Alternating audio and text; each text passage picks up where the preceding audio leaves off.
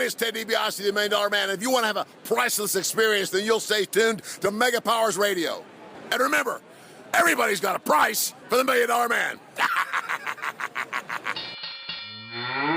Shut up.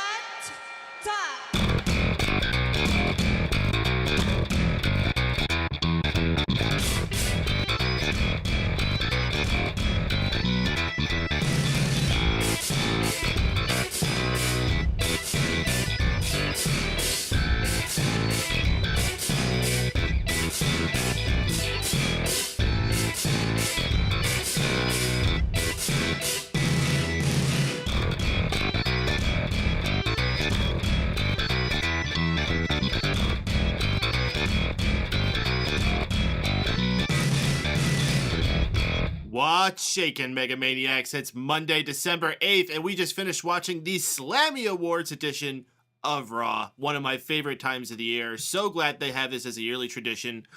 Odd show, but if nothing else, I think we could say most of it was fun. I wouldn't know if I necessarily would call it a great wrestling show, but it was an entertaining show to watch nonetheless.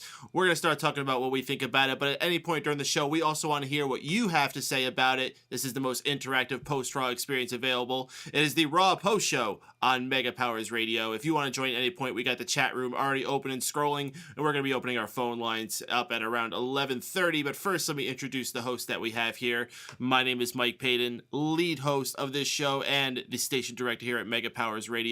With me tonight, first off, the host of Addicted to Anime, who will be returning soon to Mega Powers Radio, and Unanimous Decision MMA, which is a lot of news coming up lately, and I'm sure we'll be hearing things coming out from that network.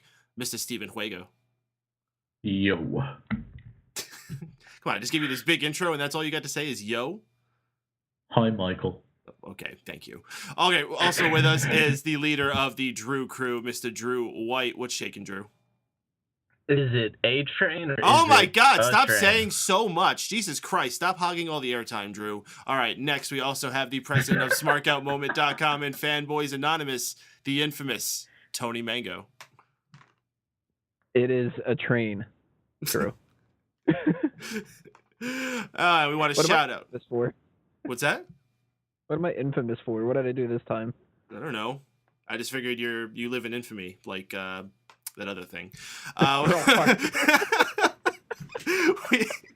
We got the bunch of people in the chat room already. Want to give a shout out to. We got 5 times combo Ferris 419 Chaotic. I don't think we've seen you here in a while. Welcome back, dude. Wazilian Silent Wind of Doom, as well as all of our own panelists in there hanging out. 5 times combo giving us the update on the Chrisley Knows Best show, saying, guys, Chrisley's kid had to piss. Well, this is the Chrisley Knows Best show during the show. The Chrisley Knows Best during show. No, it's the Raw post show. Let's actually talk about Raw, because last week we pretty much completely ditched it. There was much bigger news out that week with the whole CM Punk situation. More news has come out with that. We talked a lot about it on the hot tags during this week's edition of Smack Talk on Smark Out Moment. So if you want to hear more about that, go to that. And I'm sure we'll have more to talk about this week with everything else that's been going down. But for Raw tonight, we had the Slammies. As I said earlier, one of my favorite times of the year. Let me ask you guys, what's the number one thing you took away from the show tonight? And perhaps if you have any like general thoughts just about the Slammy Awards in general. Drew, why don't you start us off? That Seth Green is a lot more flamboyant and short than I originally thought he was. And that RVD can still shrug like a champ and forget what he needs to say for a promo. Do you think RVD practices in the mirror his shrugging? No. So he can stay sharp? No. This is what he is. He's backstage. He's like about to go out and he's like, oh shit, I don't know what to say. So he looks over at the piece of paper. Yeah. What's his name? Mean Ambrose? Okay, I can do this. And then he goes out and tries it and fails. Well, I bet he practices his catchphrases, but I bet he's in the mirror the night before. Then, Rob, no, that's... No, if he stares in the Rob mirror, Van Darn! Oh, crap, I messed it up again. No, if he stares in the mirror, he's just staring, practicing his shrug, because, that's a big part of his thing. He's like, shrug. Nah, that's not the shrug. This is the shrug. Isn't that exactly how I started this whole thing? I asked you if he practices the shrugs in the mirror, and you said no. Then we got on this whole string. God damn it, Drew! This is why you're second place for worst host of the year. Yeah, I was about to make a good joke, Fry, and then you just, killed the mood. Fuck you. It's all good. All right, Wago. I am in first place right now, though, for best host, so remember that. Wago, what do you got to say about tonight's show? Does Seth Green age? I think he got younger, actually. I think he's got like that Benjamin Button syndrome. Yeah, I don't know what the fuck's wrong with him, but he doesn't age. Maybe God feels bad for making him so short. I don't know. Holy crap, we got Brian the Brain in the chat room. We haven't seen him here for a live show in a while. Welcome back, Brian the Brain. I was actually listening through some of the... He's been gone since 1997. I was listening through some of the older Raw post shows from about a year ago, and I remember he used to be around. You and Texas Jeff. Texas Jeff, if you're listening out there, we miss you, dude. You should call in again sometime. We'd love to hear from you. Tony Mango, though, what do you got to say about the show tonight? If you were not pleased with the different choices that were for the Slammy Awards, you've got your opportunity to voice your opinion about something else by going to the Smart Out Moment Awards and casting your votes for everything else there. That's what I took off.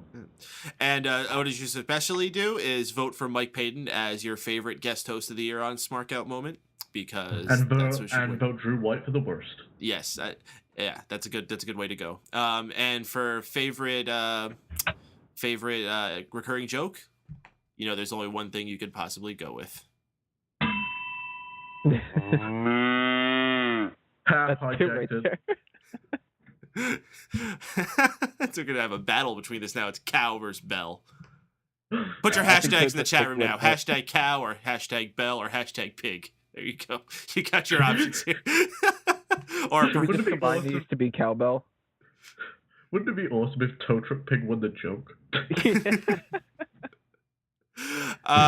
All right, so I mean, first, before we go into any like these other things, maybe we'll just do a rundown of some of these other Slammy Awards. Tony, do you happen to have the pre-show Slammy Awards on hand? I should, but yes, I'm I bad. do. I expect you to, but I don't. So, what do we got here for these pre-show awards? We had a whole lot of them. We actually had a lot more for this than we had on the show itself. And they really didn't bother giving them much promotion. They actually added a couple kind of like out of nowhere. It was just sort of like, this happened, and then that one. And, they spit a lot of them out there. But we've got Double Cross of the Year, Fan Participation of the Year, NXT Superstar of the Year, Anti-Gravity Moment of the Year, Best Actor of the Year, Faction of the Year, Animal of the Year, Best Couple of the Year, the Best Twitter Handle or Social Media Champion of the Year, Rivalry of the Year, Raw Guest Star of the Year, Hashtag of the Year, Breakout Star of the Year, Tell Me You Didn't Just Say That, Insult of the Year, and Tag Team of the Year. Holy shit, that's a lot of awards. Yep. And a lot of them were pretty self-explanatory. It seemed like there was only really one or two possible options that could have won, so no real huge surprises out there that I can really think of. Now I'm scrolling down the list. A couple things that I guessed wrong, but I was a little some shocked. of those are really hit. The only one I saw was the one right before they went live, and that was Breakout Star of the Year, and I was pretty surprised they gave that to Dean Ambrose. Like, Dean Ambrose I thought it was either Rusev or Rollins. I thought those were the only two possible options you could have had for that. And I mean, Rollins ended up coming out and accepting it. And I guess this way it does give him more heat. But like, what is Dean Ambrose has been cool and he's gotten a lot of like respect from the crowd. But did he win a single big match this entire year? I mean, I guess we could have said the same thing for John Cena last year, but he didn't win. Daniel Bryan won. But he did win Match of the Year. And that was a fucking awful match. And the Match of the Year that won this year wasn't a very good one either. I'm going to go ahead and say that. Spoiler. One of them that I was surprised about was Fan Participation of the Year. It got You Sold Out, the Seth Rollins chant, rather than He's Got the Whole World in His Hands. I mean, that literally had entire arenas singing along and changing a person's gimmick around, and they went with, the generic, like, hey, fuck you, buddy, for the heel. Like, that was a little surprised. I think I should have did the John Cena sucks chant. That would have been great. John Cena sucks. Not the back and forth one. Oh, that's a good one too. That's a classic. Never get sick of that one. But like, if you looked at the list of the people that were nominated for like NXT Superstar of the Year, it was obvious Sami Zayn was going to win that, and The Rock winning Best Actor of the Year. They weren't going to give that to Batista. Isn't it kind of weird that Sami Zayn is the obvious winner when Adrian Neville has been champion pretty much the entire year? Well, he couldn't even win Anti-Gravity Award when his nickname is the man who gravity forgot. Yeah, well, they actually disqualify him because of Gravity forgot about him. Oh, okay. They're gonna have the Adrian Neville Memorial Award, and he wouldn't even win that one too, for fuck's sake. This is what happens when you're ugly. You can't get anything. Yeah, and Zack Ryder didn't win best Twitter handle because this isn't 2 years ago. So let me ask you guys, we had a return of a celebrity guest host. It seems like they're starting to make this a recurring thing again, where we're having some kind of celebrity almost every week.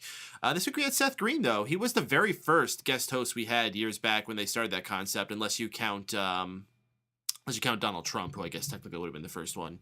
But I thought he did a good job back then. I think he was very not offensive tonight.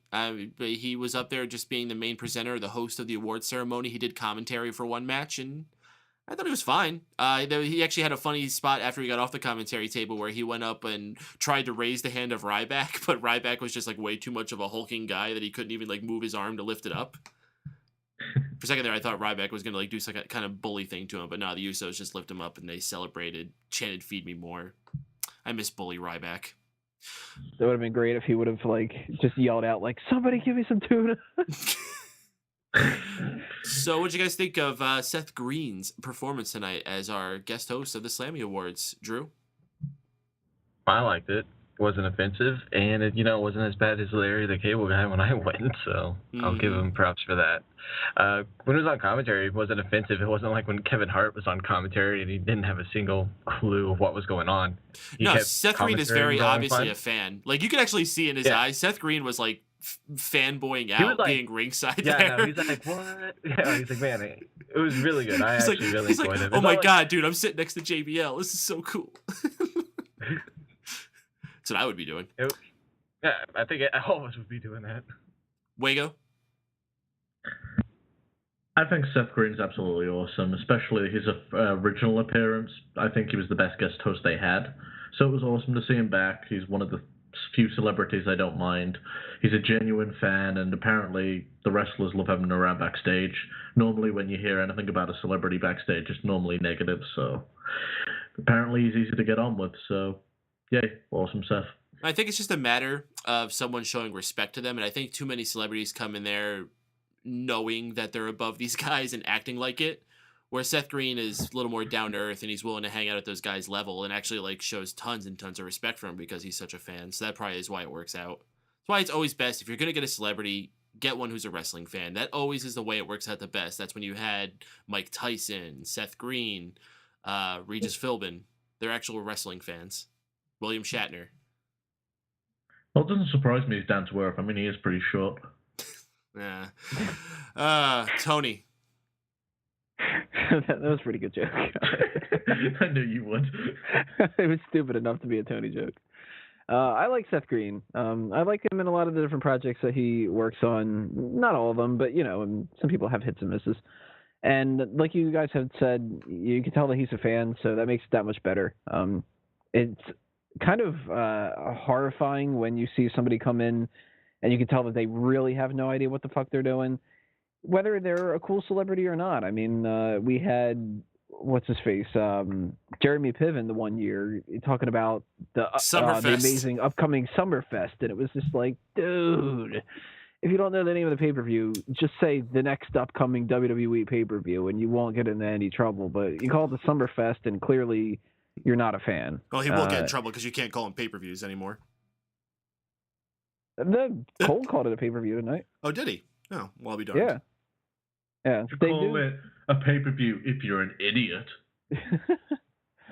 Yeah, but like whenever we have like a Hugh Jackman or somebody who really embraces the idea that they can have some fun and stuff, that's so much better than the person who's looking in for like a cash grab or just to promote their bullshit. Especially because most of the time, if they're one of those people, whatever bullshit they're promoting is something that I wouldn't ever be interested in.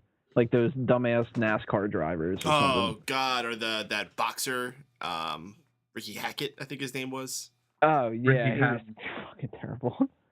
Which, all due respect to these people, I'm sure they're the kings of their world. And you know what? To be fair, I'm pretty sure NASCAR and wrestling does have a lot of crossover, and I think those guys were actually pretty over that night they were there.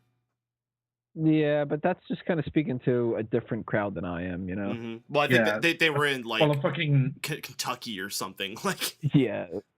They're going to go to, like, Tennessee, and it's going to be like, whoa, you're the NASCAR guy. And you go to, like, the Philadelphia, New York kind of area, and it's like, who's this fucking hick? Taking another left turn. Oh They're like, gosh, I'll do Hoda. anything. I'll do Rey Mysterio. Remember Hoda? My mom was born in Brooklyn, or whatever the fuck it was. Yeah, it was like the other fans were like, "Yeah, we hate you more now." Oh, your mom was born in Brooklyn? Well, you're my fucking favorite guest host of the year then. So, whoever the fuck you are, Hoda. I got one more topic I just want to knock on real quick. I mean, we got a lot of things to run down, a lot of awards they gave tonight, a few matches and moments that I think we're actually going to get some conversation out. But just one quick thing I just want to throw out before we bring on our first caller, and that is, what the hell is with that Slammy Award music? It's so boring and generic. Right? What, the one that's like boom, boom, boom, boom, boom, boom, boom. At least it isn't as fucking bad as the Hall of Fame music. Do, do, do, do. It's fucking insane. That's true. The Hall of Fame one gets so much more annoying. That one's fun when they play it once. It was good when they mixed it with that that actual pop song Hall of Fame, which was a lot better. I wish they could just buy the rights to use that one constantly. You know, living in the Hall of Fame. Do, the old WrestleMania theme. I actually appreciated Edge like bringing his own music instead of that stupid Hall of Fame music to his like induction. Mm-hmm. See, playing that remix that they did tonight of Mr. T with the Mama stuff. Do that for like the next couple of years. I'm down with that. How sad is it that he was so like genuine in that speech, and now he just got nominated for a Laugh Out Loud award? Like, how do you think he takes that? Yeah, well, he was apologetic when he was getting pulled off the stage by Kayla. Sorry. That was handled so well. I vote for that award. Oh, I voted for him too. That was funnier than all the other shit. Mm-hmm. Oh, I laughed my ass off with the fucking I love my mama on Mother's Day and on Father's Day. What? The what chant? That was the best what chant response that I could possibly think of. Mm-hmm. Yeah, but that leader speech, man, it's all about that, right? God damn. All right, well, this isn't the Hall of Fame review. We did that already. It's not the Hall of Fame review, guys. So let's bring on our next caller from the 540 and see who it is or who it is not. Caller from 540, you're there. Hi. It's getting shut up. And I have some decorum, please. No. Is it a gavel or a mallet? Named Patrick that's been trying to steal Jeff. Right. Wago, was it a gavel Well, or I'm a mallet? afraid I've got some Pretty sure bad it was news. I don't know. I think it was a gavel. I'm afraid I've got some bad news. When I find this Patrick, I'm going to beat him. Who the fuck's Patrick? So He's not Rick. Because I am Jeff. You are. What's up, Jeff? How y'all doing? How y'all doing tonight? Tremendous. What did you think about the Slammy Awards, dude? It was good. It was a perfect Slammy Awards. Perfect. I'm kind of embarrassed that they didn't have Roman Reigns. That they had Roman Reigns as the superstar of the year, but I would have went for Daniel Bryan. So I think oops. Oh. When I have the phone to my ear, I have the ring. I have the ring up, and that's bothering me. But anyway, I would have chosen Roman Reigns over Daniel Bryan anyhow. But I think Roman Reigns deserves it. And a big shout out to him and his wife getting married too. Mm-hmm. And not getting fired on his wedding day. You mean he's not getting fired on his wedding It's day? an accomplishment these days. Yeah. Roman Reigns not getting fired. No, he didn't get fired on his wedding day. That was CM Punk. Yes, it was. That was the joke. Yeah. The Usos taking the tag team of the year. That was one of my picks as well. Yeah, happy for them. You know, those guys busted their butts this year. They had a really good run. I think they petered out towards the last few months, so I don't know how I'm going to feel about them for 2015. But we'll see. You know, good for them. Yeah, and the Usos. And also, I didn't expect that Chris Jericho crossbody as the extreme moment of the year, but I'm glad it did. Yeah, I didn't actually remember that happening, but that was a pretty cool dive he did there. Did they not have White. But anyway, let's get on to the wrestling. Oh, Yeah. what were we talking about before? First thing I want to talk about is Seth Rollins versus John Cena at TLC. Mm. I think this tables match is going to be very epic. We can But I hope don't see Rollins winning at all. I think Cena, we all know he's going to win that match. We all know Cena's going to win it. We can hope so. Super Cena. Yeah. That's what I call him, Super Cena. Oh, really? That's a really original name. I might call him that. Yeah, I think that's what the wrestling smarts are saying, too. Yeah, sorry, him. wrestling smarts if I made that on the phone. Sorry.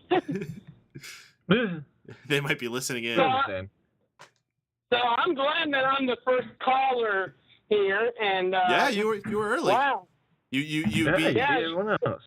Early for me. That was too early for me, but I'm glad I like it. But anyway, I want to get back on wrestling real quick. Oh, of course you do. Go on, yeah. That RKO out of nowhere thing, I think that was a good award, although I'm very upset about the Yes movement, and I'm very upset about that. I would have wanted it to win too, but it's not. But it didn't happen. Oh, by the way, my cat wants to say hi.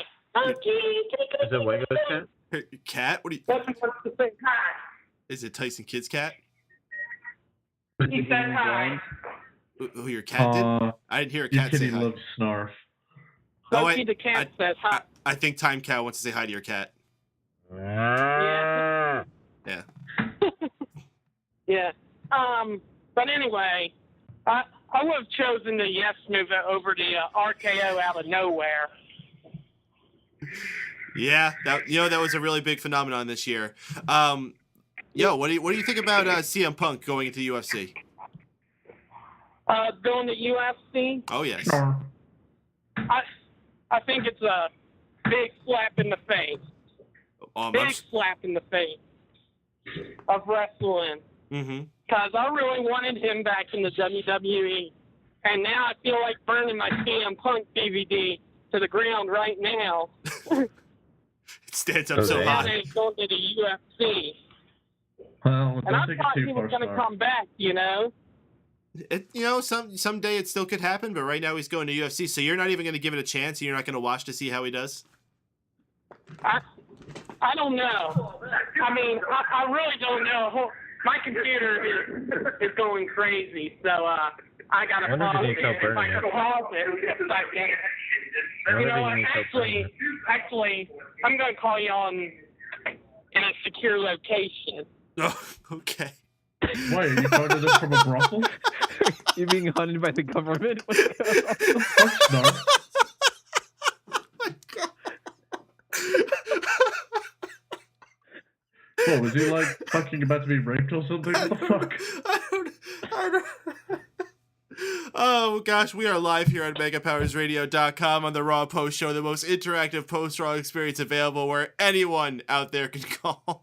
You never know what's going to happen on here. We got the chat room scrolling nicely. Shoutouts to everyone in there. We got 5 Times Combo, Brian the Brain, Creepas on the Radars, Ferris419, Chaotic, Wazilian, Silent Wind of Doom. Packed house tonight. Welcome to everybody in there.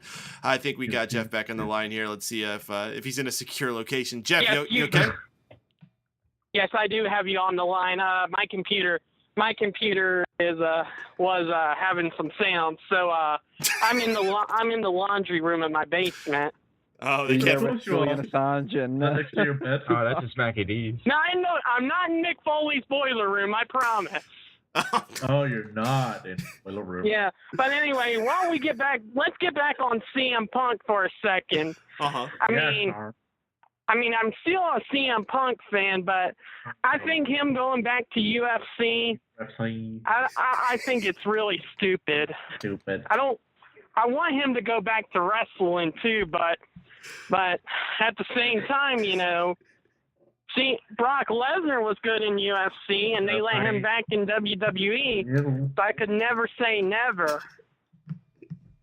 Mm-hmm. So... never say never. It would be amazing if they could possibly make those two come together one day in a fight. Yeah, But they better come together one day in a fight. all right, dude. Before we let you go, man, why don't you get your high point, low point? We got a couple callers we got to get to. High point was I think the high point was Dean Ambrose in that ambulance. That was very epic Raw moment. It looked like when Dean Ambrose was out of that ambulance, that whole interior back of the ambulance was white, and he had like, how many tables and ladders do you think he had in there? Well, and I'll tell you exactly what happened in that ambulance. See, it was all filled with smoke, and I had a theory that he probably stopped by RVD's house, but sure enough, RVD was just there in the building, so they were just like hanging out in there before he went out there. Maybe RVD could have given Ambrose a lot of joints, a lot of smoke joints. I'm sure there were. And the low point has to be AJ versus Summer Rae. That's why that was very enjoyable to watch, I must say. I know, but on the other match, you can say that, but I think the low point, and I know they should have done this on pay-per-view, Rowan versus Harper too. I was very upset when I saw they were having that match come out there. I at least I went with some kind of funked finish, but I was disappointed. You know, that's something that they could have stretched out into WrestleMania, gotten each guy over a bit more, and built up to it. I mean, they still can. Yeah, they didn't completely screw the pooch on that. They need to fight at WrestleMania. And before I go, I'd like to take a moment for everyone. And I don't know if you all heard what happened in Gaithersburg, but 6 people. Did you hear about what happened in Maryland? I did not hear what happened in Gaithersburg. With a mother and 2 kids, and a jet plane and a house with what? People. There was a small jet crashed into a house. There was a plane crashed in the house, and it had a mother and 2 children there. That is very in Gaithersburg. It's very depressing. Next to the D.C. area. So say a prayer for them. And, that's very sad. But anyway, I'll talk to you guys next Monday night. All right, man. Very touching. Have a good night, dude. Oh, my God. That fucking... way to end in a positive note. We just had to finish that with a plane crash. The only way we could have gone off the air with a phone call on a plane crash. If Sean was here, he'd be like, Taliban crashing planes and that kind of stuff. Shut up, Drew.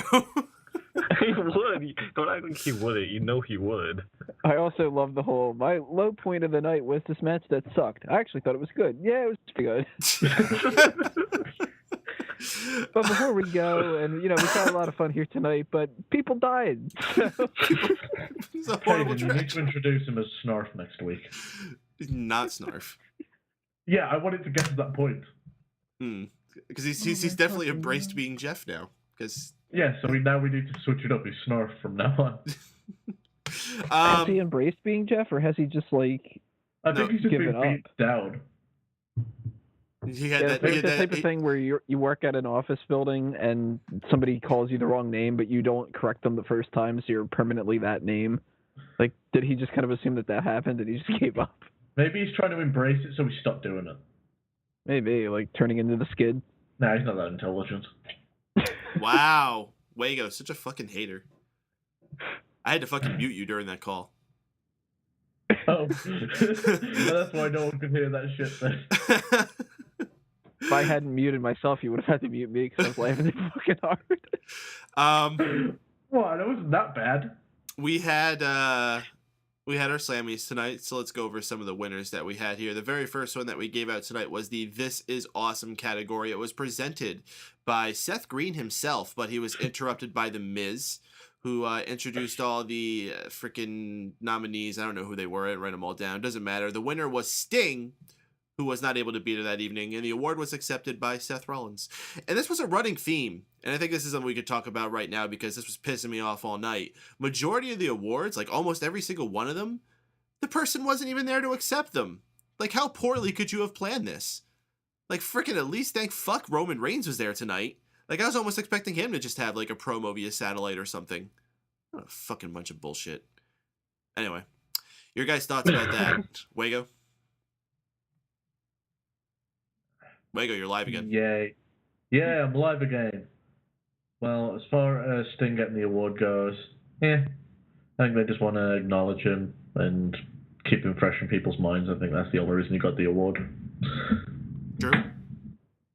Are we just talking about Reigns being there or no one being there? Both. Oh, well, no one was there, so that happened. But at least Roman Reigns was there because, hey, you got 3 points for fantasy, so good for you. Thanks for the contribution, Drew. Tony? You're welcome. It really is a shame, and they kind of, in some ways, booked themselves into a corner because some of the people weren't going to be there just because they were busy. I mean, The Rock's not going to show up and accept the Slammy Award. Jericho's doing his own thing, whatever he's up to right now.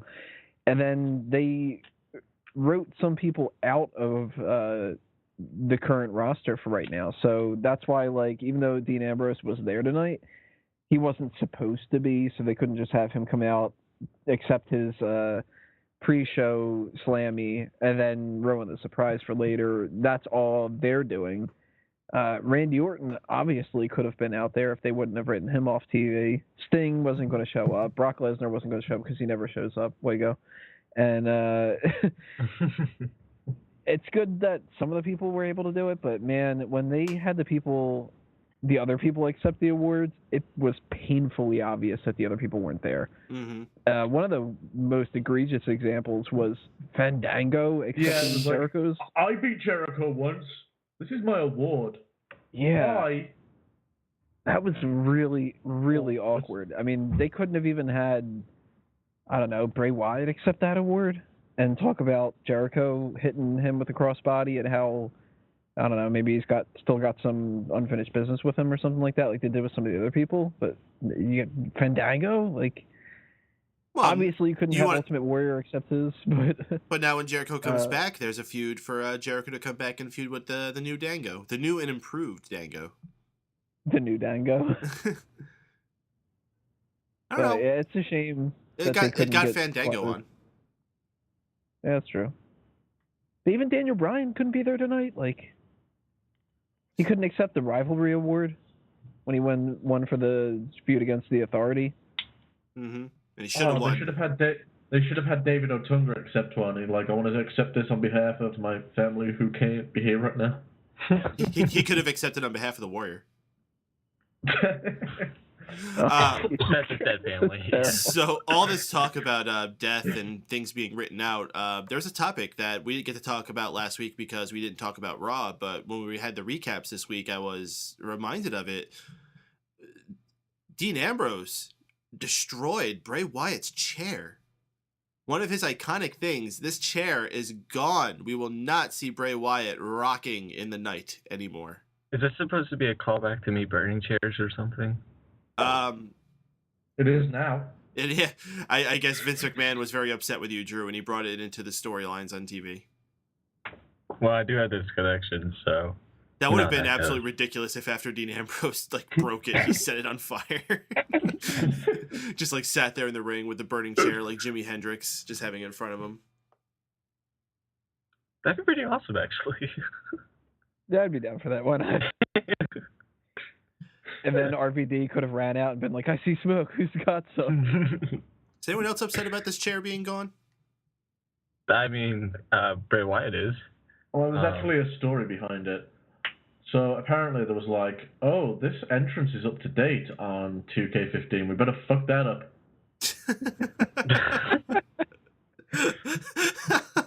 Yo, seriously, I've been playing WWE 2K15. What a fucking terrible game. Dude, Really? 2K Sports should be ashamed of themselves for this game. Like, we were patient with WWE 2K14. You know, they bought the franchise half made. It was understandable, but they had a whole year for this to be made better, and they were hyping up all this stuff. This game does not feel the lick different from the previous years, at all. In fact, it feels worse. There's a lot of things they removed that I'm very upset about not being there, not the least of which is the ability to customize your character's music and entrance videos and Oh my god, fuck that game. That's all I got to say. No one else? Nothing? Wago, you're playing it. Oh, well, as far as the game goes, I actually like it, but well, you're fucking wrong. I like it for the gameplay. Like, as far as in-ring goes, it's so much better. Yeah, fuck Warzone. Actually, yeah, fuck Warzone. That game is terrible. Warzone was atrocious. Those Acclaim games, oh my god, those were even worse than these. I'll be fair with that. Those were horrible. That was right. the one that was after Warzone. That was either Attitude or Raw is War. It was Attitude. I think Raw is War was first, then Warzone, and then Attitude. Those were the 3 Acclaim games. Yeah, fuck them.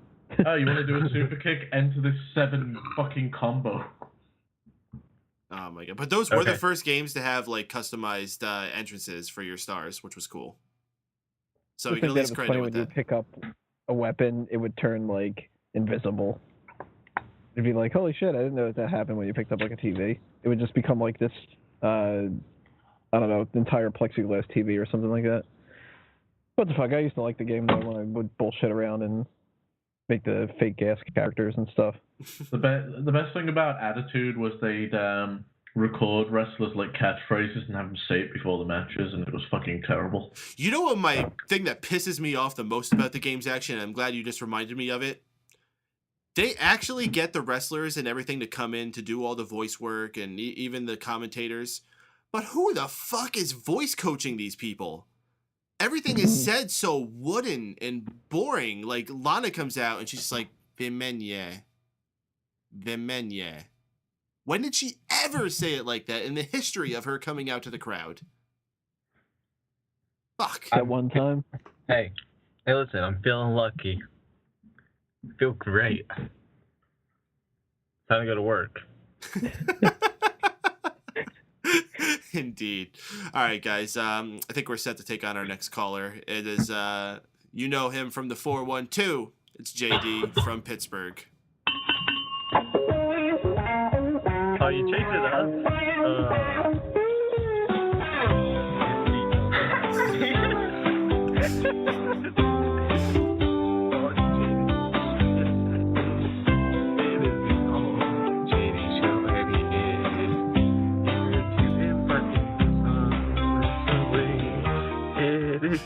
JD, you know this dude?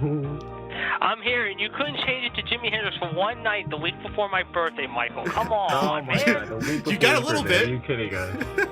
All right, I'll let it slide for the night, though. Oh, how you guys thanks. doing tonight? Oh, we're tremendous, dude. How you doing? Not too bad. I mean, just a week from turning 38, so I can't complain, you know? Holy so gosh, well dude. now. 38. Yeah. Woo!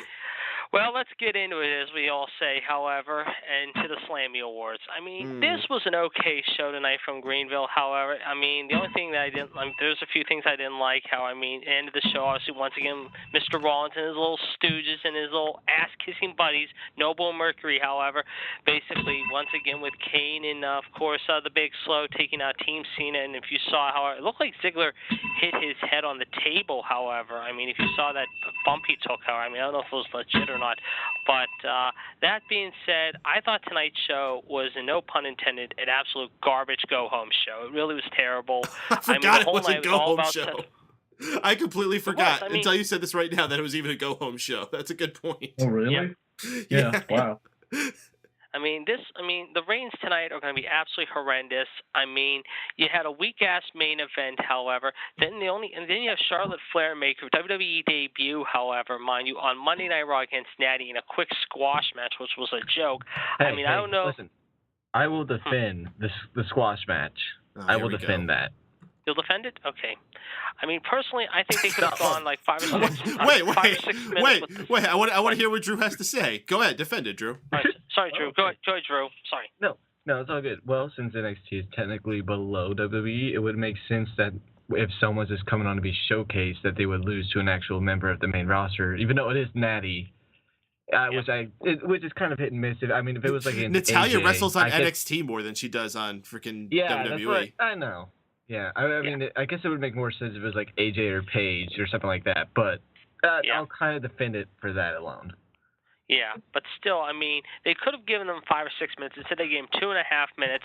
Yeah, there were some surprises tonight, like Ricky Steamboat out there, however, Santino, of course. Then you have fucking John Laurinaitis.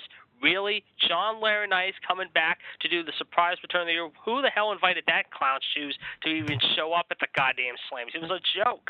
Come on, I mean, it was terrible. He's a dummy. He's an absolute ass clown in every sense of the word, and he's Mr. I'm Mr. Personality. No, you're Mr. Douchebag. For all I care, you're an ass.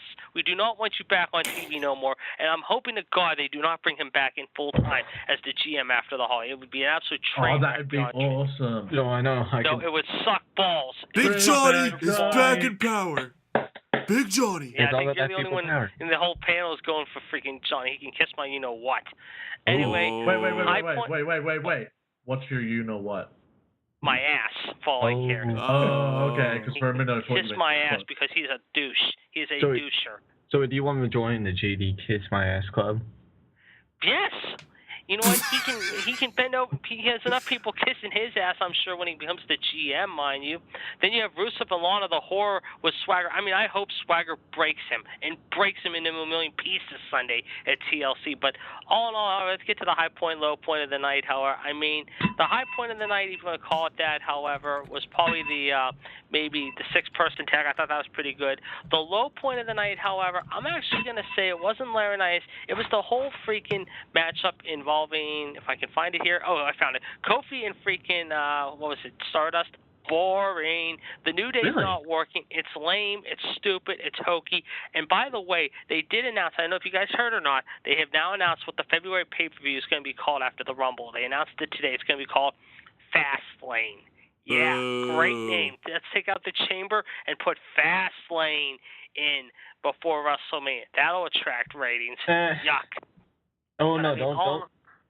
Go ahead. I was going to say, don't let Mango get started on pay-per-views named after a certain match stipulation. He might just rail into it. So wait, are we going to get a Fastlane match? Yeah, we're gonna have Fastlane after the Rumble on February 25th. However, in Memphis, in the King's hometown of Memphis, Tennessee, and tickets start to go on sale this Saturday for that. But like I said, the ratings for tonight's show are going to be a piece of shit show. I'm hoping in the next couple weeks it's going to be good. I mean, obviously, however, they're teasing Brock Lesnar for next week. However, they're teasing Chris Jericho for Detroit. Hopefully that'll come true. But like I've said for weeks on end about Lesnar, however, it's time to get the belt off him. It's time to get the belt off him. He has become an absolute fucking joke since he won that belt. All he does is sit at home for a couple months, and they'll say to Vince and them, okay, I'll come in for these certain dates. I'll certainly do these TVs. And meanwhile, I'll just sit at home with my wife and kids and be a pussy because I have no balls to get back in the ring. It's just, I mean, that's why this year, I mean, has been absolutely horrendously booked. I mean, there's been a couple of good shows here and there, but for the last, couple of weeks, however, it continues to be all about Seth Rollins and his little goon boys, basically, now that Triple H and Stephanie are off TV, however, kissing each other's ass because that's what they're best at. So, I mean, again, tonight's show was an absolute disaster, and you're going to see the ratings take a big hit this week. Oh, goodness. All right, we got a couple of questions here in the chat room for Ask JD already. I'm ready. All right, so we got Silent Wind of Doom says, I've been wanting to ask this for weeks. Why do you hate John Laurinaitis so much? Why do I hate John Laurinaitis so much? Let's think about it. CM Punk described him best in his shoot promos before he left WWE. He's no Mr. Personality. He's clown shoes. He's a freaking doucher of a GM. He thinks he's Mr. Personality. He brings the show down a whole new level. He's like Triple H, however. He has people basically kiss his backside every turn. Oh, I'll give you this and that, and I'll screw everyone else because I'm out for my best interest. Bullshit. You're out for your own goddamn ego. That's what you're out for. And like I said, I hope to God, and I hope they bring, and like I said, I do not want him back as a GM. I do not. And I think a lot of people will agree with me on that. Oh, goodness. I want him back as a GM. I kind of want him back, but agree to disagree. Are agree you to disagree. Mike, hold on. Michael, are you serious? Would you want Mr. Personality over Teddy Long? Yeah. Come on. Yeah. Teddy Long's better I GM. absolutely would over Ric Teddy Flair's Long. better than Laurinaitis. Ric Flair brings more personality than Laurinaitis did. Hell, he's better than freaking David Otunga, for God's sake, who's now doing comedy shows, for God's sake. David Otunga should be the GM. That'd be awesome. I would totally be down for David Otunga being GM. He can keep coming out every week and be like, sorry, guys, I can't book a match. Another member of my family died. So, No, you know what? Like how Teddy Long always Well, made the tag talking team about matches. the side, I he can mean, make better before we than go live on Ask matches. JD anything, I mean, Jeff said it earlier, and I saw the story. However, I mean, not to be a jerk about this, but that is a very sad tragedy, what happened today, and definitely our prayers are with that family. I mean, it is very heartbreaking. I saw it just now before you took my call, and it is heartbreaking to see something like that happen, especially before the holiday season. It just rips your heart out. It really does. I don't think they were related to David Otunga. Oh, that's cruel. That's just cruel. Ferris419 asks a very important question. He asks, what are you expecting to get for your birthday? Or what are you hoping to get for your birthday, I guess is the proper way to ask it. Well, actually, I'm not going to get too much for my birthday, I don't think. I just want to spend time with my family, which is important, and my girlfriend especially. Stop. They're not listening. We're going to a wedding this weekend. What do you want? I think Material things. Come on. What do you want? You want a new iPad? You want a dick sucked? No, I got a PlayStation. I got a lot of DVDs. I'm just gonna enjoy. I think seeing. I'm gonna just enjoy. Hopefully a decent. And this may sound stupid of saying it, but you know what? I'm hoping to see a pretty good pay-per-view. You know, this Sunday. JD. That is pretty stupid. JD. So you're one of those guys is like, oh, I don't care what my girlfriend gets me. It's the thought that counts. Is that it? My girlfriend is the most important thing to me. Next to my girlfriend, my family, and my nieces are the best important things in my life. That means a lot to me. That means anything better than a gift. Seriously. Oh, how sweet. Yeah, but they're going to be my cousin's wedding this Saturday, which is really nice. My nieces are. They're little bridesmaids. Wow. It's going to be very special. Busy time of the year. Mm-hmm. Oh, man. All right, JD. Great call as always, man. You have a good night. We'll talk to you next week. Come on, Mike. We got to have a question here. You and Wago haven't asked me anything yet. Come on. Drew hasn't asked me either. Yeah, Drew's been slipping too. Come on, guys. You got to do something. All right. Fine. Jesus After Christ. midnight, for God's sake. Come on. All right. Yeah, come on. All right. God damn it. Fuck. Let me fucking get this shit here together. All right. What do you think about the new Star Wars trailer? It looks pretty good, actually, to tell you the truth. And I'm not saying it looks like one of the best movies to watch out for. But I went to the movies actually on Saturday, and I saw St. Vincent, the one with Bill Murray and Melissa McCarthy. It was a pretty good movie, I gotta say. It was very interesting. My girlfriend and I are gonna go see Annie over Christmas. She wants to take her one niece, and I'm gonna try and get my niece to go see with her and her nieces. They haven't really become buddies yet, but hopefully that'll happen. Wago. Anything? Question for JD. I got one. I could go ahead. Should Drew shut up? What's that? Should Drew shut up? Yeah. No. Oh.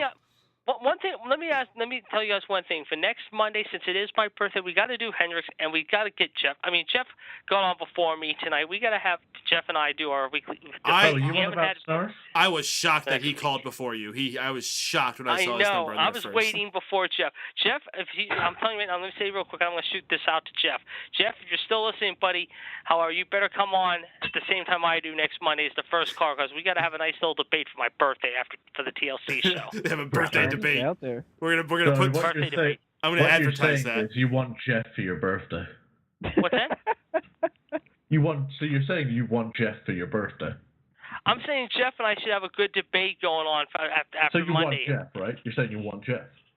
Jeff and I should have a nice spirited debate, yes, next Monday, because we're going to have a lot to talk about after TLC, because, I mean, we've got the final few weeks of the year, and, I mean, they're sprinting to the finish line. Like I said, WWE's got to finish out strong, and I think we're going to have a lot to talk about after next Monday night, in Detroit, after what happened Sunday in Cleveland.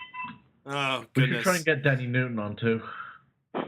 Yeah, we could do that. It's possible. Let me ask you. Well, talking about Cleveland, let me ask you guys real quick off the subject, Howard. What do you guys think? Who's going to be the starter in the? I mean, if you're following the NFL, who would you see right now as the Cleveland starter? Brian Hoyer or Johnny Football? Who the fuck do you think you're talking to? Did you just tell me one guy's name is Johnny Football? No, his name's Johnny. Football or Brian Hoyer? Yeah. Yeah, you said Larry Nice. Please, puke. Seriously, who are you going to see? Who are you going to see the starter in Cleveland this week? Who do you think it'll be? Hoyer or Van Zel? The starter in Cleveland? Who does? Well, I'm going to go with Hoyer. They'll give him one more shot with it. The Miz is from Cleveland. Yeah, no, that's where TLC is. Maybe they can be the Cleveland Steamers. I got to give the edge to the old Johnny Football there. Hey,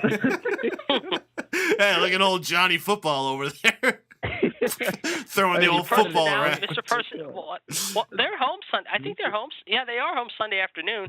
So you know who'll probably be in the crowd at TLC, I'm sure, Sunday night. They'll show them in the crowd, probably some of the Brown players. I mean, they have a 1 o'clock game after all.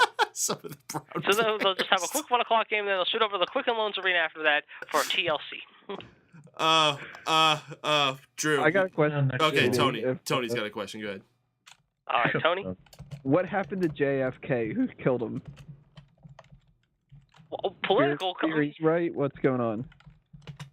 Oh my Lord! Why are we even in a political debate? I mean, come on! It's Lee Harvey Oswald. Everyone knows that answer. Come on, that's been proven over the years. You could have asked me a better question than that, for God's sake, man. Yeah, Tony. What the fuck? Jesus Christ, Tony. Tony. It's a bad question. Tony, what the fuck is wrong with you, man? Tony, you have lost your SJD privileges for the next 3 weeks. Yes. All right. To quote the Big Lebowski, you're out of your element. Just kidding. No, but seriously, guys, as always, it's fun, and I will definitely hope you guys have a good rest of the week. I will definitely talk about my birthday next Monday. All right. It's going to be a fun week. All right. Have a good night, JD. Are you kidding me? You gotta be kidding me. It was a good one. It was a good one. And just remember, folks, next week we do not take phone calls from Pittsburgh. Or anywhere. Oh, my God. It became fucking insanity for like 5 straight minutes. Okay, we're 25 for the however counter. Oh, wow. That's a pretty good number. Props to 25 pound salute for the however. What the fuck just happened with these last 2 calls? I don't know, but I'm exhausted. Down syndrome. I think this is as good a time as any. Let's take a short break, and when we come back, we're gonna do the Raw Rewind. I'm gonna bring that back this week. So we'll be right back after this.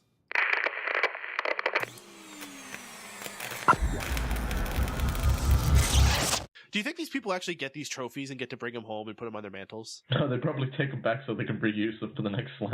Do you think they just have one? They're gonna just keep bringing out the same one every time? I think they probably have like 5.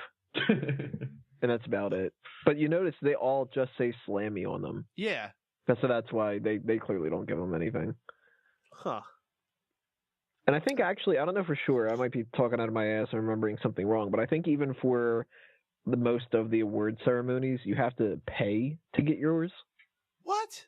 I think it's something weird, like you have to put down like a deposit or something for them to actually like get it made up and give it to you or something really weird. I don't know. You might not be wrong on that, because if you actually when you win a championship in WWE, you can actually pay to have a brand new title, and you have to pay for that. Comes out of your paycheck. Mm-hmm. Interesting. Like when Jeff Hardy won the Intercontinental title, it was ridiculously fucking shiny the next week. It's because he wanted a new title. And I guess you could also choose like your strap and everything for that. Probably. So when the Warrior got the title, it's like, I want it to be yellow. Sure, that's how the conversation went down. I'm pretty sure it was like a 20-minute conversation to get to that point where it just talked about space aliens and. He probably just threw Mean Gene in there and went, yeah, when he's finally done, can you tell me what the fuck you wanted?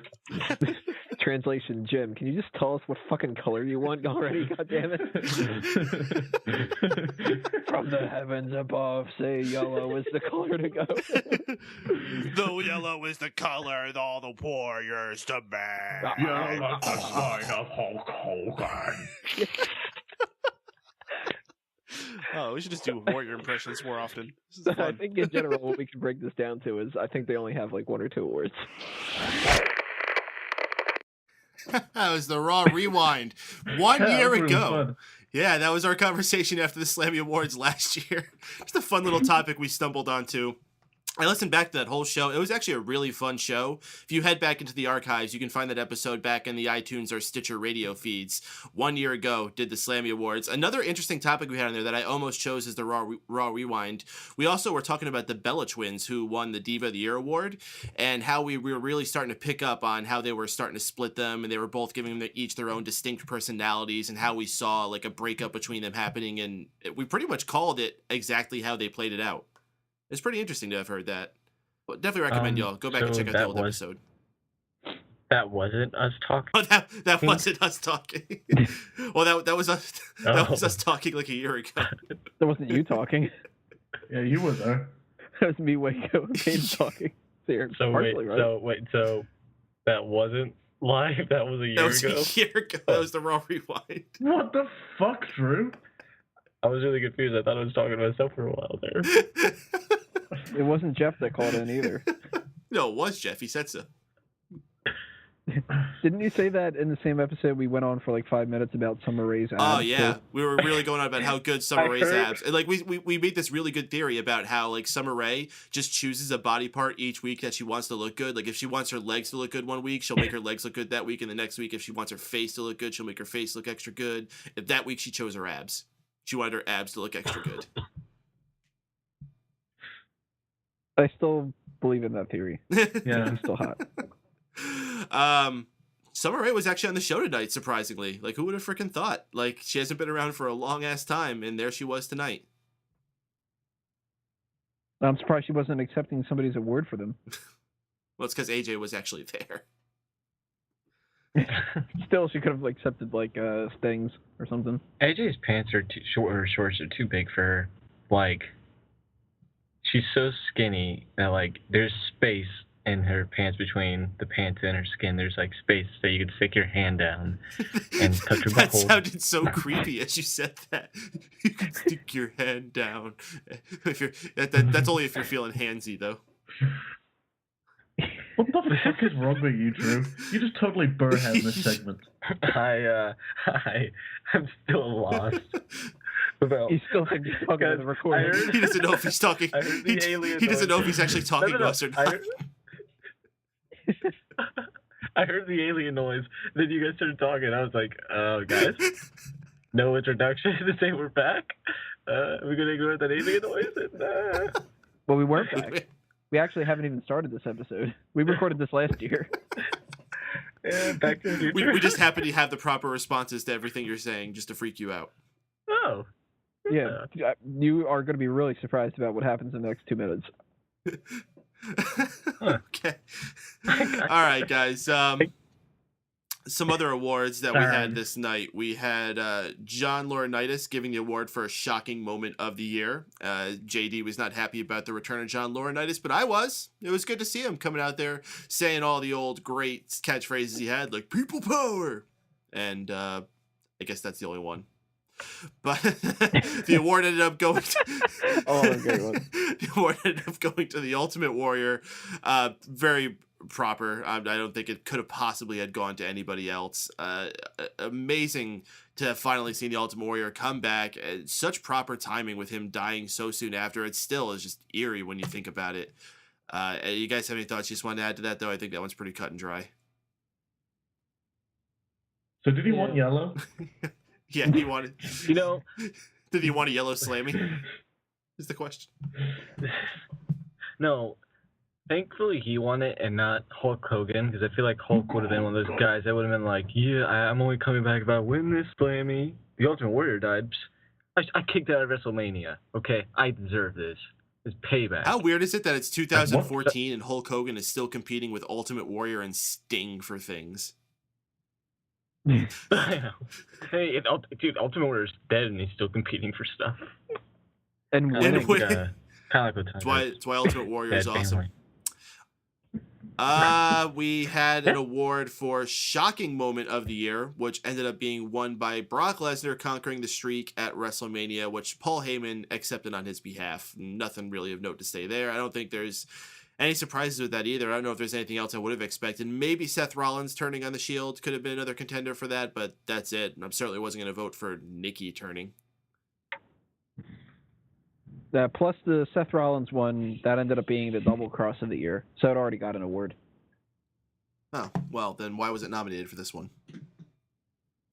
I don't know. Why was Chris Jericho's crossbody from the top of the steel cage not nominated for anti-gravity moment of the year? It was not nominated. That makes sense. Adam Rose, of all people, came out to present the LOL moment of the year. his whole attitude up there was hilarious because he came out there, he's like, the only thing that could possibly make this better is if I was hosting the awards, right? And the crowd like has no response, whatever. He's like, these idiots, they have no idea. Or whatever he said. It's just something really defeated, and like he felt like, I can't, I'm not popular anymore. This sucks. The winner ended up going to Mizdow, and of course, the Miz comes out and accepts in front of him. The crowd starts chanting, "We want Mizdow," and Miz turns it around as if they are chanting, "We want Miz now." Freaking clever as hell. Like, that's my favorite thing that I've heard since people were chanting, "Yes, this is Bo's ring." Bo ring. Yes, this is Bo's ring. I love when people are able to turn chants and things that people are doing around on them like that. Anything you guys got to say about the LOL moment of the year? No? Kind of surprising that Adam Rose was in there, since none of the fucking jokes that he's ever made have ever gotten over, but that made it like cringeworthy, laughable. Mm-hmm.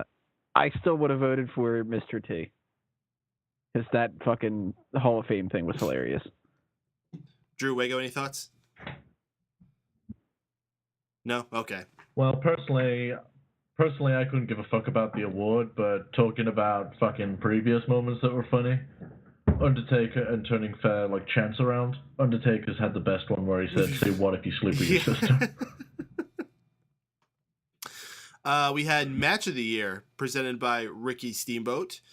And the winner of this ended up going to the Survivor Series match between Team Cena and Team Authority. The award was accepted on behalf of the team by Dolph Ziggler. I'm not so sure that that's the one that should have won. It was a good match. It was by no means bad, but there were much better matches that weren't even nominated. You know, first one that would certainly come to mind would be Shield versus Wyatt's from the Elimination Chamber. How that wasn't even nominated, I don't know. I would have even just nominated Cesaro and Sami Zayn, just to give it like a little like nod, just the fact that it was even nominated, even if they didn't win, even though I think that absolutely was the match of the year throughout the company.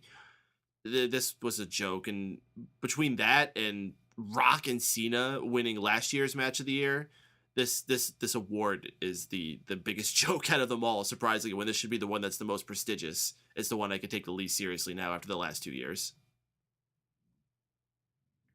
Anything else?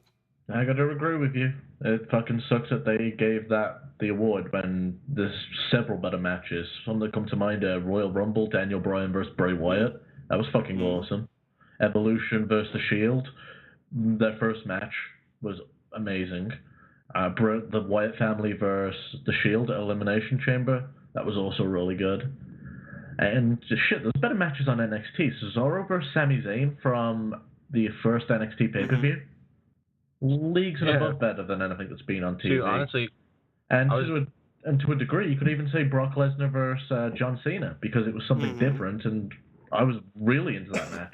I think Triple H and Daniel Bryan was actually better than the Daniel Bryan match that they did have up on there, to be honest. I think that's debatable. To be pardoned. I think they were both about on par. I don't remember the John Cena Bray Wyatt payback match being that special. It was watchable. It wasn't. It was passable. It was a lot better than I think people expected. It was watchable for those is what two. It was, yeah. Wait, which was the payback one? The one where he got trapped in the thing? Yeah, the last man standing. Okay, yeah, that was a solid. It was overbooked as shit, but it was fun to watch. Yeah, it was one of those times where Cena pulled out a lot better of a match than you would have wanted to give him credit for, but it was by no means match of the year quality, not even close for either guy. And that leads, well, we got one more award to talk about before the last one. So I'll say we got the Extreme Moment of the Year presented by Rob Van Dam. Very fitting to present the Extreme Moment of the Year. Goes to Chris Jericho, diving off the top of the cage onto Bray Wyatt. Jericho, of course, as we've had the repeating pattern, is not there to accept the award. So who comes out but Fandango? And as we were saying before, it was really awkward, but I think Fandango did the best job he possibly could have with what he was given there. He was put into a really crappy situation. He came out there, he did his catchphrase, he pulled it off fine. You know, he was confident with his speech. He reminded everyone that he's back and he's got a new look, new theme music, and all that. So it's whatever. Would have been nice if Jericho could have been there. There's probably someone better they could have gotten out there to accept it, but they chose Fandango, and props to Fandango. I can't hate him. I can only hate whoever's decision it was to send him out there. You guys got any thoughts on that? A lot of weak choices that they had here. The whole thing with the tombstones on Daniel Bryan, they made a much bigger deal about that than anything that I was thinking about it at the time. It was just kind of like, this is dragging on. I know you're going to try to get Bryan out of this situation, but just fucking do one tombstone and make that enough. And you don't need to have multiple different tombstones. The crossbody, like I said before, I think that should have been in the anti-gravity more than this, because I wouldn't really classify that an extreme moment, especially in comparison to the Dean Ambrose Hell in a Cell match. Mm-hmm. Like, that took away a spot that really, it made a lot more sense. And the cinder block one, it was like, come the fuck on. That cinder block spot is so dumb. And they make that like the biggest goddamn thing of the year. They did it, like 3 fucking times or something? It looks like they're stepping on goddamn styrofoam. The suplexes were more extreme to me than anything else out of this list. I think WLC was more extreme than a lot of things in this list. Fuck, that one thing that Drew McIntyre did where he just decided to jump and throw himself through the goddamn table. That was fucking good. That's got to be like one of the worst bumps ever. He didn't even like remotely look like he fucking... Oh god, it's terrible. He just looked like, this looks fun. I think I'm going to join the party.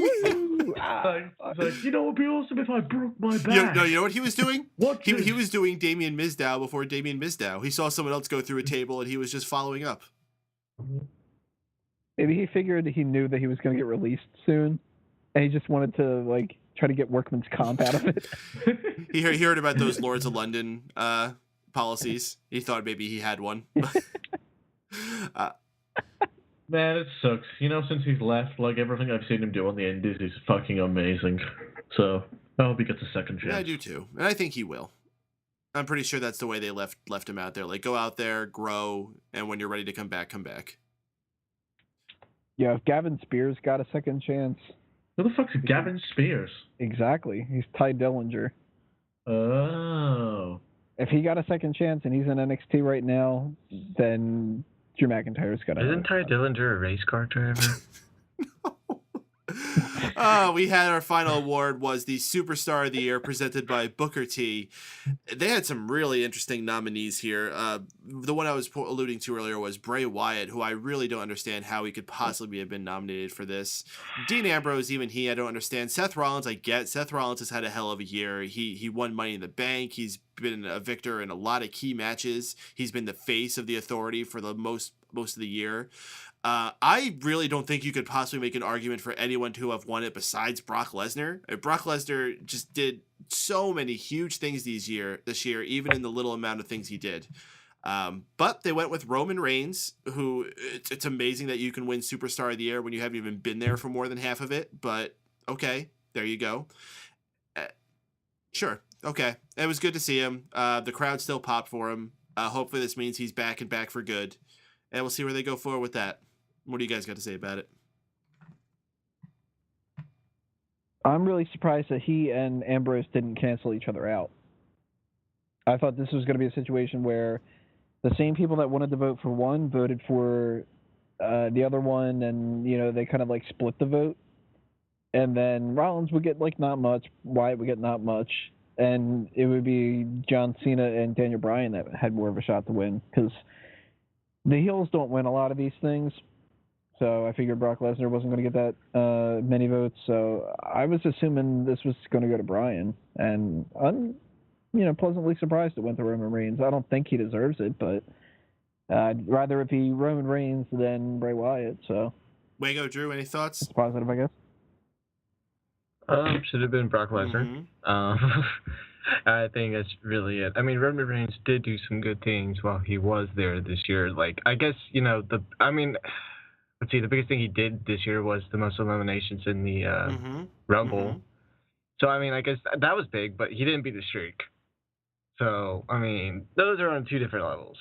I mean, one of them he beat Kane. I guess it's kind of like beating a streak of some sort because he's Undertaker's brother. Mm-hmm. So, I don't know. Yeah, and he's usually got a shot. It was a match. Yeah, Kane does have a shot. Anything? As long as he has a match, of course. No. Okay.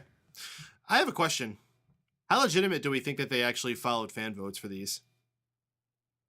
No, not at all. Because we kept saying this, all like, well, the fans did this. Well, people are voting. If they're voting, they're not going to go for heels, so on and so on.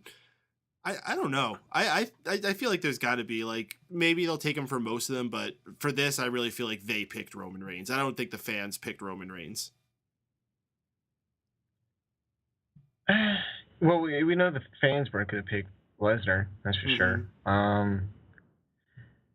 I just feel like they would have picked Daniel Bryan over Reigns. That's a weird thing. And am I only the one that feels like it was a really big missed opportunity to have had Roman Reigns come out there and then have Paul Heyman come out offended that Brock Lesnar did not get the Superstar of the Year, and then you could start teasing something between that? He mentioned earlier in the night that Lesnar was going to sweep the awards that he was in. You know, you think that he would have followed up on that with this. Very big missed opportunity, WWE. What the fuck? Yeah, what the fuck, WWE? That's been our that was our awards for this year. So any thoughts overall about the awards that went out there? Any last thoughts you guys got on that? Nothing? Yeah. I mean, the Slammy Awards aren't amazing. It's something that I am fond of, and I like that they do it. I like that they give the fans a chance to vote. I do think that they actually follow the votes, but I think that they just kind of strategically advertise certain things before other ones and try to manipulate the votes like that. I wouldn't be surprised if, like, I didn't go and do any votes myself, but if, like, Roman Reigns would have been, like, the first option to vote or something like that, you know, like, I could see them doing that kind of crap, and it's not a political election, so it really, in the end, doesn't really matter. Not that matters anyway, because everybody's a fucking crook, but, if they wanted, say, specifically, the John Cena Bray Wyatt match from Payback to be the match of the year, and they thought that any of the other options would have been just horrible, they would have put them with three options that nobody would have voted for. They would have said, Adam Rose the Bunny versus whatever, some bullshit, like, and then it'd be painfully obvious, and then there wouldn't be really a point to it. But I think for the most part, this is a way that they gauge the reaction from the people for next year.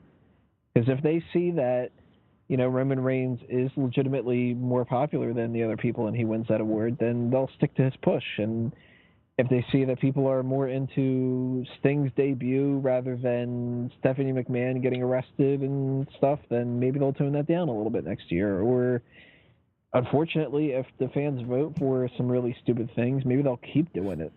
Like, if the projection for that Vicky Guerrero mud bath spot ended up being like, that got a lot more votes than we thought that it would, I guess people like that. Let's do some more of this hokey bullshit. Then we're going to see more of that. This is like the perfect time for them to see that and then factor that into their WrestleMania plans. Because the Royal Rumble's coming right up. So, you never know. But I know at the very least, when I do our awards and I see what people say, that factors into how I plan out the Smack Talk stuff. So I would imagine WWE would do the same. All right. Well, I'm going to do a quick draw for the rest of the stuff we have on here, guys, and I got something fun for us to do to close out the show. So I'm going to name a segment. You guys say anything quick that comes to mind, and we'll blow through what we got left here. We had Seth Rollins versus Dolph Ziggler, ends when J&J Security knocks Ziggler off the rope, allowing Seth Rollins to get the curb stomp and the pinfall victory. Go. That happened. Solid match, and I like the curb stomp more and more. Two most entertaining guys in the ring today. Mm-hmm. Yeah, Curb Stomp is amazing. Kofi Kingston. Yeah, it's definitely over. Kofi Kingston and the rest of the New Day came out, and Kofi Kingston had a singles match with Stardust where Kofi gets the pin. I didn't even actually see what it finished. I don't know if he got the Trouble in Paradise or if he's trying to get a new move over. I honestly stopped paying attention. No crowd reaction whatsoever for the New Day. This stable is already dead. You guys go. Should have named him Ferguson. New Day needs new re-debut. Already. It's only been 2 weeks. We have Charlotte making an appearance on Raw tonight. We had an NXT preview. She faces Natalya, a rematch from their match at TakeOver. This time, Natalya gets the victory with a small package after Charlotte goes for the figure four. Really funny moment after this match when Natalya is going to celebrate in the corner and Tyson Kidd just kind of like stands in front and starts hogging the spotlight. Fine match. It was very short, but got to see Charlotte on TV, introduce her out there, and help promote the upcoming special that's going to be this Thursday. Hard to believe there's another special coming up for NXT already. You guys go. Just having Tyson Kidd come out with his awesome theme music would have been a better use of TV time. Tyson Kidd should win a mid-card championship next year. Way to have some enthusiasm, Charlotte. Fuck. Charlotte? No, Charlotte, I actually enjoyed while she was out there. She actually, talked, and actually, I believe, she was actually interacting with the ref and stuff whenever the ref told her to do stuff. And I thought she was entertaining. Yeah, she talked. The next move's a suplex. Well, no, I don't know. I feel like with her, it's more along the lines of she doesn't want to be in the lines of Ric Flair or her father, that's what she's built as. So, I mean, her being just, not unenthusiastic makes sense.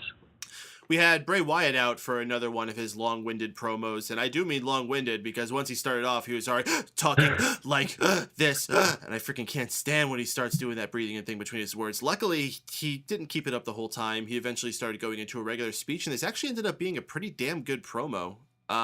He was recapping about how his chair got knocked off last week. He spoke about the importance of the chair. Because of that, that's why he had to unleash all the anger on Dean Ambrose. There's a really good line he had somewhere. He was like, "You are all but moths, and I am just a candle, and don't get too close to me or I'm going to burn you." Something along those lines. Really well spoken. Eventually, this ambulance siren starts going off, and at first I thought Cesaro was going to come out. It didn't end up being that. It ended up being an actual ambulance. Backing up, we see smoke billow out of the ambulance, and who pops out but Dean Ambrose, obviously hotboxing the thing. He runs out, attacks Wyatt with all the tables, ladders, and chairs. Oh my! And says that Bray Wyatt is going to be leaving TLC in an ambulance. There you go. That's how you build a TLC match. What do you guys got to say? So it was a TL ambulance match? Yes. Oh, cool. Neat. Yeah, good segment. Good enough. We had, this match kind of pissed me off. Luke Harper versus Eric Rowan, both former Wyatt family members. Can't believe that they would go ahead and waste this match for the first time on live TV. This was a match that should have been saved. You got these two big, huge guys that you're developing these personalities on. One of them already has gold. The other one is actually getting over with the fans amazingly. You could have saved this for at least a pay-per-view, if not even, maybe even a WrestleMania match. I think you could have put these two on the early part of the card. Just to have two behemoths going against each other. That's always a WrestleMania attraction. You have a match of that type. Rowan gets the victory via disqualification as Luke Harper shoves a ladder into him. And they just continue throwing stuff at each other between ladders and stairs, and it's just a hodgepodge. What a waste. What do you guys got to say? I'm going to laugh my ass off if Rowan ends up being the one to take the IC title off Harper. Would be funny. Lawler did a great job paying attention to Cole tonight. Cole mentions the whole Mensa thing and how Eric Rowan is potentially a member, and literally right afterward, Lawler's like, "Speaking of Mensa, we got a guy in the ring that could qualify," and Cole's just like, "Fuck you, buddy." Yeah, you can tell sometimes that him and JBL are like, "Oh, you fucking retard." He'll laugh at the retard. Hey, retard. Drew, anything? What was this blade? Colin, this is going to be a WrestleMania match. Yeah, I would expect it to be. If they could play their cards right and keep them separated between now and then, they could still do that. Rowan is actually a lot more over than I initially thought. They've given him a very good package. This speak lightly, but he's actually like a silent genius. And the sheet mask, people like the sheet mask. He's got a really cool entrance theme. They're doing a good job. I think he needs a new outfit. One of the things we actually talked about on the episode I listened to a year ago, actually, I had my very first rant about the Eric Rowan wedgie suit. And go figure, here we are a year later, still got that damn wedgie suit on.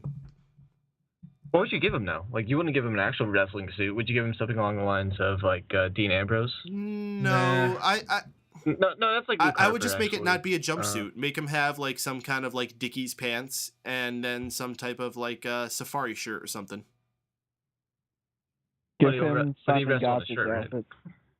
Simon Gotch's outfit? Like the one shoulder... Yeah, I'm good on that.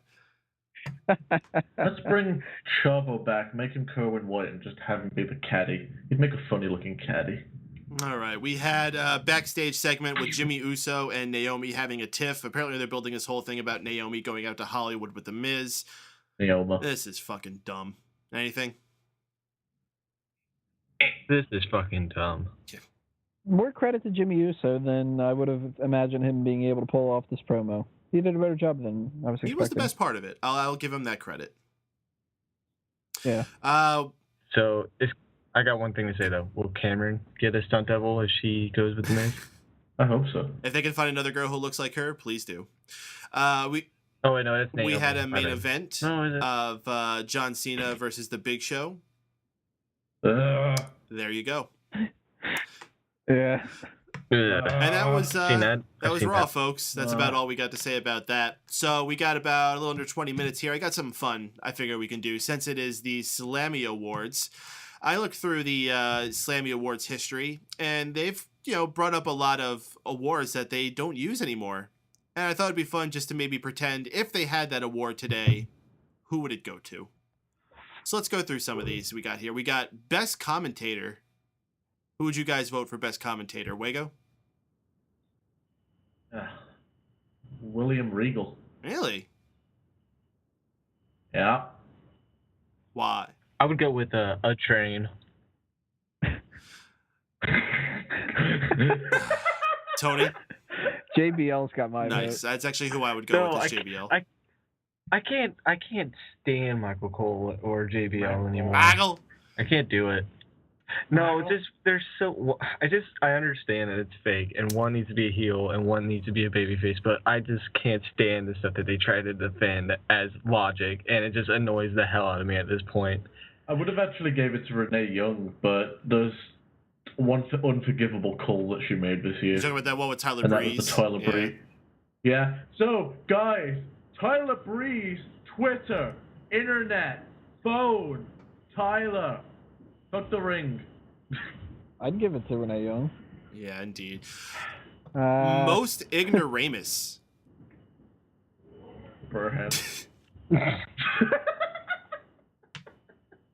my god. He's slated. Big ignorant. Oh man. Was that something they did with Sandow? No, this was Nikolai Volkov. This was 1987. Oh, I don't okay. think Damian Sandow was there in 1987. Oh, he might have been in the crowd of WrestleMania in 1987. Adam Rose.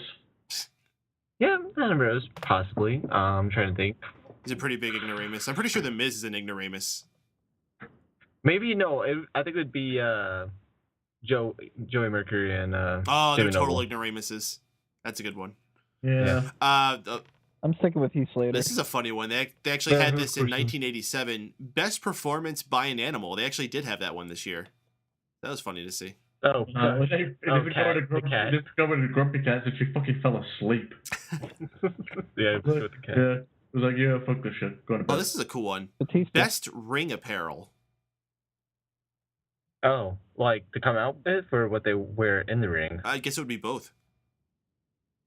Earlier it would have gone to Fandango, but he's kind of toned that down now. Yeah. Definitely not Eric Rowan. Definitely not. Or Luke or Bray. Bray Wyatt. I guess Bray. Well, I don't know. I don't really like his Randy pants. pants. Out with a Hawaiian shirt. No, he comes out with like a Hawaiian shirt. Yeah, he's got the Hawaiian I'm shirt still and the waiting on Randy him Bobandy pants. I'm not really feeling that. Yeah. You know what Triple H came out with at Mania was pretty cool. Oh yeah, he always goes all out in Mania. Yeah, he does. You know what? Daniel Bryan just annoys me now. When he used to come out with like the jacket, I thought that was cool, but now he's like turning into Cena, and he has like so much fucking like he has the towels. That why would anyone fucking buy a towel? Why not buy the T-shirt? Hey, you know one thing he did do? The Bruiser Brody boots. They were fucking awesome. Yeah, yeah, he did that. Yeah, that was a total fuck you to that dick who went in the Hall of Fame, but I can't remember his name, so never mind.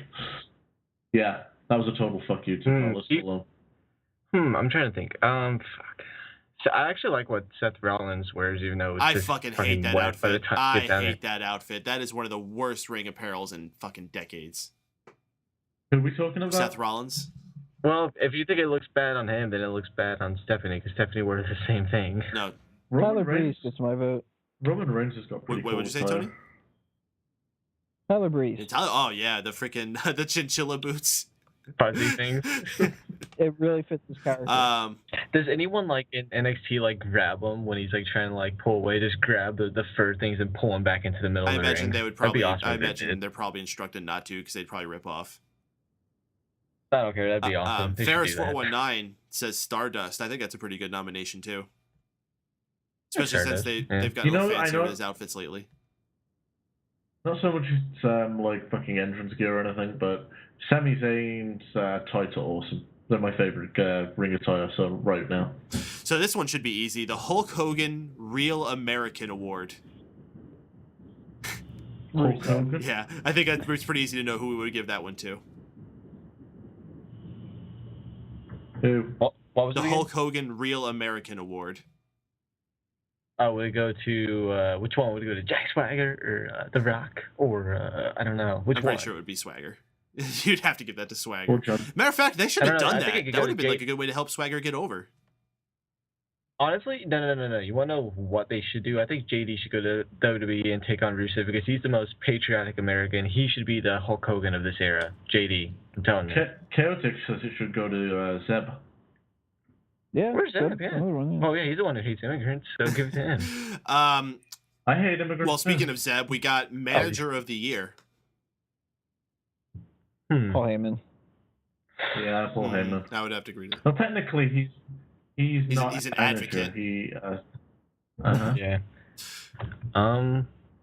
Would Tyson Kidd technically be a manager, or is he just someone who comes down to the ring? I don't know. Because Tyson Kidd's pretty awesome. How like whenever someone wins, he just gets on the turnbuckle and takes all the spotlight. David Otunga manages his dead family. This is a weird one. Best personal hygiene. Oh, definitely gotta be Luke Harper. I'm pretty sure that'd be worse. I bet Fandango looks pretty. Oh yeah, he's totally Metro. Fandango, big metrosexual. The Miz is A-lister. You know, he probably takes good care of. Oh, but let's not forget that Cody Rhodes used to be the master of giving grooming tips. Oh yeah. But now he's fucking just gooping shit on. That's true. But apparently he used to get those tips from Randy Orton. Oh, okay. Might be shitting bags. What do we got here? Adam Rose looks pretty dirty. Oh, dude, I can't even wears makeup. I can't even account the STDs he probably has. I bet he feels like a fucking cinema floor. I bet the B is clean, if you know what I'm saying. Most intimidating. Oh, it's definitely got to be the Bunny. Mark Henry. No. I would say either Mark Henry, honestly, Brock Lesnar, or maybe Rusev. Brock Lesnar. No, it's gonna be I'd be more scared of Mark Henry than I would Brock Lesnar. I wouldn't want to be caught in an alley with either of them. No, I don't think it would be caught in an alley with anyone on that roster. Maybe AJ. Real thing. Yeah, but like if Mark catches you, he's got that fat people strength, which is like really scary. Yeah, but he's also got that fat people endurance, and I don't think he'd be able to keep up with you if you tried to run away. Where Brock Lesnar like actually does have a lot of like speed for a guy his size. Yeah, I'll tell you what would just punch him in his diverticulitis. If I was just like walking on the street somewhere and the Vaudevillains popped up and life changed to that like black and white and shit, because apparently that happens when they walk out, and I would just be scared out of my fucking mind. That would be pretty intimidating. What would you do like if you were just in a building and all of a sudden all the lights turned to Sin Cara's lights and he was coming after you? I'd probably try to find a trampoline and see where he's coming from. You'd fall over. You just start botching. This one will be fun. Worst idea. Oh. Do a whole podcast on it. Giving Jimmy and Jey Uso the fucking championships off of the New Age Outlaws. It's fucking the pay-per-view before. No, it wasn't even at the putting pay-per-view. Wasn't it on a Raw like 2 weeks before WrestleMania? Yeah, it was. Fucking horrible, and I'm still pissed off about that. I think the worst thing they did was pairing Emma with Santino to debut with. That was a pretty bad idea. Botch. Tony, anything? I don't know. There was a lot of botches. Signing that contract with Brock Lesnar. Wow. Well, that was a few years ago, but all right. That's like a... Well, come on. He could appear every few months, Tony. It's okay. I think I have a good idea for this one. Sweatiest. Oh, it's definitely got to be Seth Rollins. You know, if he was still with the company, it'd go to Rhino. That dude was sweaty. So I'm gonna say that's exactly what I was gonna say. Mark Henry. Mark Henry's actually sweating his Brock ass off, Lesnar. dunking himself in a tank. Brock Lesnar after a match looks like he's fucking dying. Big E is pretty wet originally, and then they make him stop. Yeah, but he put oil on himself. That's different. I guess this one's not relevant anymore. Best Coliseum home video. But let's say best documentary they did this year. What would you say? Well, it wasn't the fucking Macho Man. That was fucking terrible. He's Laddie Popo. Best documentary. The Paul Heyman one came out this year, Yes, it right? did. That was a pretty good one. I'm gonna go with the Warrior one. The one after the Warrior died. No, I didn't get it. I didn't watch that. And I'm gonna go ahead and throw this out there if good. it counts. The Luchadors episode of the Monday Night War. Really well produced. That one's worth checking out. So, Legends House episode 5 is pretty good. Best tag team. Oh, they did have that this year. It was the Usos. They also had worst tag team too, which is weird. Smelliest. Ooh, worst tag team. Smelliest. Oh, it's gonna be fucking Luke Harper. Yeah. Well, actually, I would think that Eric Rowan would probably smell worse. Wait, didn't I actually say that in the last episode? Fucking Eric Rowan's catchphrase was stupid, something good smelly. Yeah. Yeah, instead of the hustle, loyalty, respect, it was like... It was stupid, sweaty, smelly. I don't know if we'll even be able to answer Apparently this. Mark Henry, I don't even know if we'll be able to answer this. Best movie. Oh, what do you mean? Like 12 rounds? Guardians of the Galaxy. Oh, yeah. If that counts, definitely Guardians of the Galaxy. I'm with you on that one. What do you mean? Did you guys see Hercules? Was that any good? No, but I don't need to. There's no way it's better than Guardians of the Galaxy. That's honestly like... That's like one of my least favorite Disney movies. I liked where they were Wait, the Galaxy. Hercules? No, he's talking about the Hercules that came out this year. I'm just making a joke. Because there was no way I was going to watch the fucking Hercules with... Well, you should watch the Hercules with John Morrison instead. Or Johnny Mundo, I think we should be calling him now. Most likely to see Jenny Craig. Bull Dempsey. Bull Dempsey. See, Tony, I was definitely expecting you to say Natalya. And Wago, I would have expected you to say Goldust. You both let me down. You mean Cat? Natalya's a good option. Best pay-per-view? WrestleMania. I haven't quite figured that out yet. Best etiquette. I don't know what the fuck that means. Best etiquette? Man, I don't know if anybody's really given us any kind of, like... Triple H doesn't dab the napkin to his face anymore. I don't know when What's-Her-Face broke that bottle on No One Girl's Asses and Renee Young. She's a classy gal. Yeah, we'll give it to Renee Young. Funniest? Well, it isn't fucking Adam Rose. Bo Dallas. Dean Waller. I think I would give it to Bo Dallas. Yeah, Bo Dallas is a good one for this year. Best show. What's the best show they're making right now? NXT. NXT, absolutely. This is a good one. Best buns. Oh, damn, that's tough. I know my Anaconda don't want none unless you got some. I'm gonna... AJ Lee? Maybe Nikki Bella. Ooh, Nikki's a go. I'm torn probably between Nikki and Paige. I like AJ. It's like perky. I'm talking and I can't shut up award for someone with the biggest mouth. Who has the big... True. Probably the Miz. Looking for one that we Stephanie. haven't done yet. I think, best tattoo.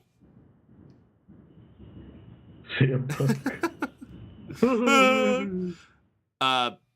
Best hair. Shaft. Snarf. Best hair. Titus O'Neil. Come on, guys. Oh, hey, shout out to Titus O'Neil tonight for what he did on Raw. That was hilarious. Yeah, what did he do? I didn't know. He just like poked behind the Divas and started smiling. It's like, hey, I'm on TV. Best entrance music. Bray Wyatt or Tyson Kidd? I don't know. I've always getting into Brian's. I've said that for like 4 years now, so I'm gonna keep on saying that. Man, I like too many of them. I can't pick. Probably Bray Wyatt. I think it's like for like when you have that play in the arena, it's just such a cool feeling. Arena. Fuck you. Oh no, I'm always glad that I get to take part in like the Bray Wyatt take your flashlight out and like move it back and forth type of thing. That's really fucking fun. All right, so I got one final one we'll do before we wrap things up here. Guest host of the year. I'm gonna go with Seth Green. Seth Green. Yeah. Seth Green atrocious. takes it in the last minute victory with that one, I would have to say. Trying to think if there was even anyone else this year I liked. There had to have been. I'm just forgetting. Not Trump was pretty good. No. All right, guys. This should get. Let's cycle through really fast. We'll do our plugs. We got about 3 minutes left here. Drew, go ahead. Drew Crew for life. You know, fuck Tony's Tykes. Team. And yeah. Wago. UDMMA. That's right. For all your MMA needs, go to udmma.com, facebook.com/UDMMA, and twitter.com/UDMMA. Also, check out Addicted to Anime here on Mega Powers Radio. For more information on our Death Note episode coming up, go to facebook.com/AddictedAnimeFans. Also, check out youtube.com/StephenWago. Tony? If I could plug Tully Blanchard's daughter, I totally would, because she was a hot rosebud tonight. Let's see. Make sure you guys go to smarkoutmoment.com. Start voting for your choices for the 2014 Smart Out Moment Awards. You can leave your comments below for all the WWE side of things, and you can vote on the poll for the Smack Talk side of things. Check out Bleacher Report and subscribe to the podcast on iTunes, Stitcher, and youtube.com/SmartOutMoment. You know what I'm saying? Ferris419, we did not talk about CM Punk signing with UFC tonight. We're going to save all the talk about that for Smack Talk, so tune in for that on SmartOutMoment.com. We'll have a good discussion about Punk. Spoiler, Paden shits on it. Probably. So stay tuned for that, and if you enjoyed this show tonight, join us every single week following Raw here live on MegaPowersRadio.com for the most interactive post-Raw experience available. The interactivity does not stop here, though, folks. If you want to chat with us anytime during the week, join the official Facebook group at facebook.com/group/The Megamaniacs, or just search for The Megamaniacs on there. You'll be able to find it. All of us hosts are in there. A lot of fans are in there. We all chat with each other. I think there's over 100 or so people in there, always posting memes and articles and whatever funny things we want to share with each other so we can chat with each other every single day of the week. Please subscribe to us on iTunes and Stitcher. And as a matter of fact, if you want to support the show, best way you can do it right now is please head to iTunes and Stitcher Radio. Leave a review for us, because that helps people find us more when they're searching for wrestling shows. They're searching for something about Raw. We'll pop up higher and higher in the rankings with the more positive reviews that we have on there. Until next week, folks, I'm Mike Paden for Tony Mango, for Drew White, and for Stephen Wago. Thanks for tuning in to the Raw Post Show on Mega Powers Radio. Have a good night. We'll see y'all next week after TLC.